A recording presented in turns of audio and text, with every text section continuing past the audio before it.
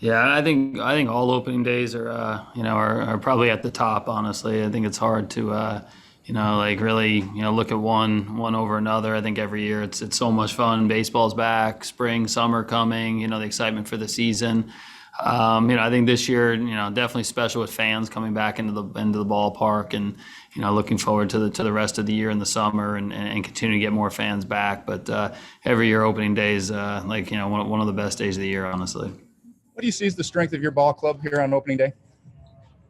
Yeah, I mean, I think we've tried to put together a well balanced team. We've definitely tried to try to have a team that we understand there's going to be challenges from injury standpoint. Different things that are going to come up through the year. So, I think we feel like we have quality, and we've got some depth, to withstand the different things that are going to come up, whether it's obviously, injury factor, performance, COVID issues, et cetera. So I think, ultimately we have a lot of faith, 1 through 26 in a deep roster, and really 1 through 40, throughout the organization.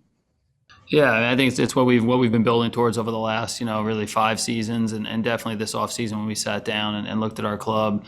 Just wanted to make sure that we were strong, really 1 through 26 on the active roster, and when we had to call down to the minor leagues or the alt site, that we had a player that we felt really really comfortable with. And again, I think you never really want to have those situations. We had a few of them here in spring training, but we like the opening day roster, and look forward to getting some of those guys back as well over the next few weeks.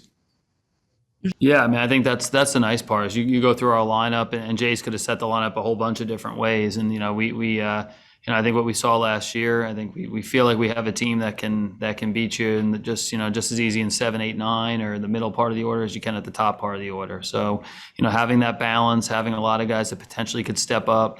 It's not just one player that we need to have a good season if we're going to be successful. And I think there's a lot of guys that could step up and be real big factors for us. And I think that's what good teams usually have. Thanks, AJ. Have a great season. All right, Scans. Appreciate it. Next, we'll go to Marty Caswell. Hi, AJ. First and foremost, do you have any plans to rework Fernando's contract after the Lindor deal? No, I saw that last night, and yeah, I think Toddy, he seems happy, ready to go, and we're obviously happy. So yeah, well, that's not on the front burner for us in the next couple of weeks. All right. I know every year you talk about being competitive, but when you add the likes of Blake Snell and Yu Darvish, what for you would make this a successful season? Yeah, I mean, we've talked about, obviously, we got to the playoffs last year and getting better, and the goal for us is to win a World Series. So I think from our standpoint, everybody in the building, I think the first and foremost goal is get back to October. That's a big challenge. Obviously a lot of great teams in the National League, and a lot of things over 162 games. Let's get back to October, and then build on last year and take it a few steps further, with the ultimate goal for the organization, winning a World Series. That's what we're here for. That's what fans and everybody that follows the Padres want to see. So I think that's I think for us that's where our head's at going into the season. And at this point, how do you think that you guys match up with the Dodgers? I know you'll be asked that this entire season, your players as well, but how do you guys think you match up?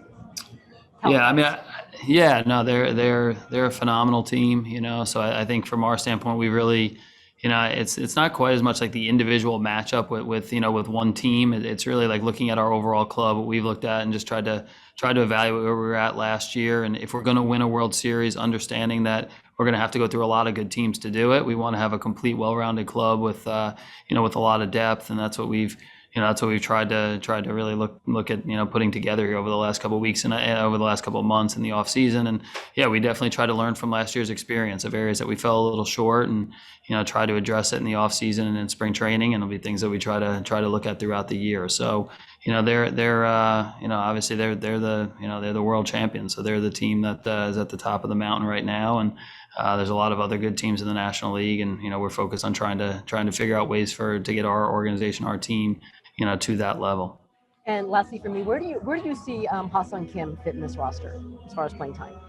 Yeah, I mean, I think I think again, like we're going to use our depth. We understand it's a long year. I think he showed us the ability in spring training to defend the field, really at a number of different positions. I think we feel very comfortable with him in the infield.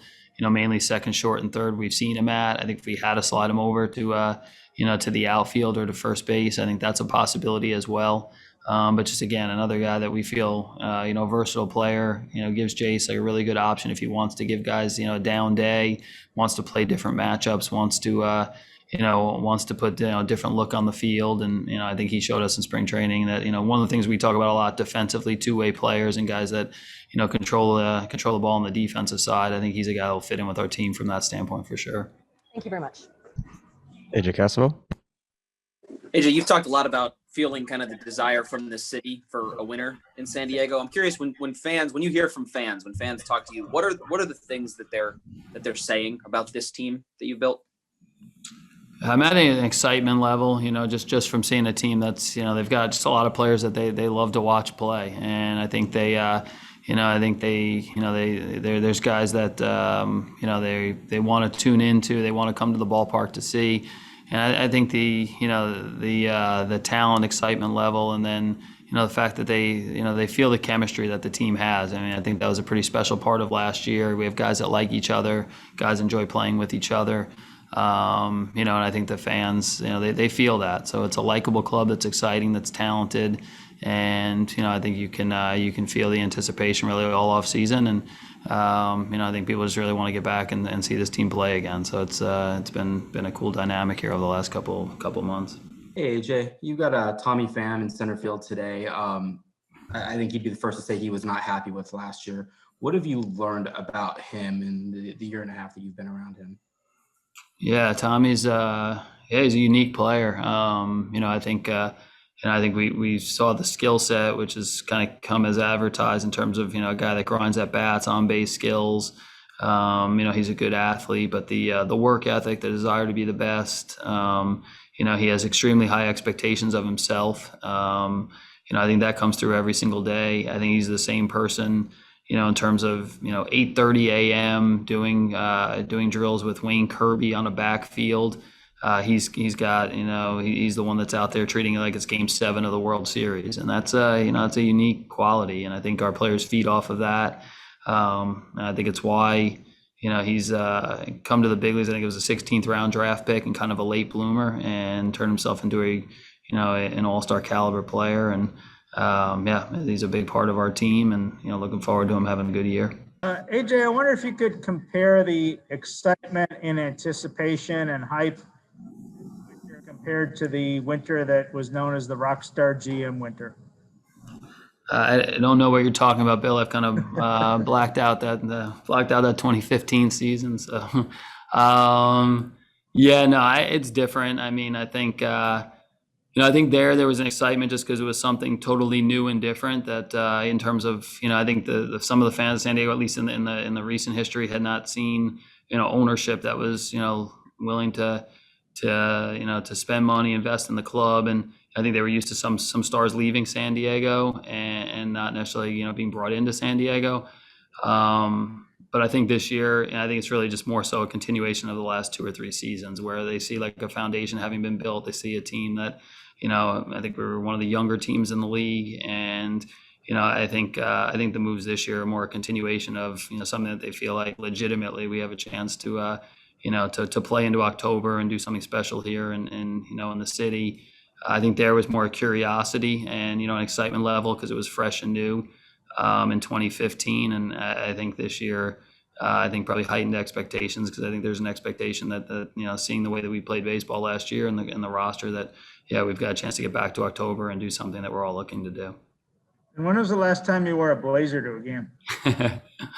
I think the last time I wore like a collared shirt and not shorts and a t-shirt. So it's going to be different, honestly. I think it's funny how you get out of your old, your patterns. I think all of us that are here at the ballpark, got used to the park, just being, it's stationed off in totally different ways last year, having different access to areas you've never seen before. I think, using different areas of the facility for meetings and, and food rooms and, where you watch the ball game, that's all changed, and just as quickly as I think we adjusted last year, we'll adjust this year. And, going back to wearing, wearing business clothes. I think it'll be a little bit of an adjustment for everybody, but yeah, I'm sure we'll get used to it here pretty quickly. I think like just seeing Darren Smith on one of these Zoom calls, and I know it's got to be an exciting day, an opening day.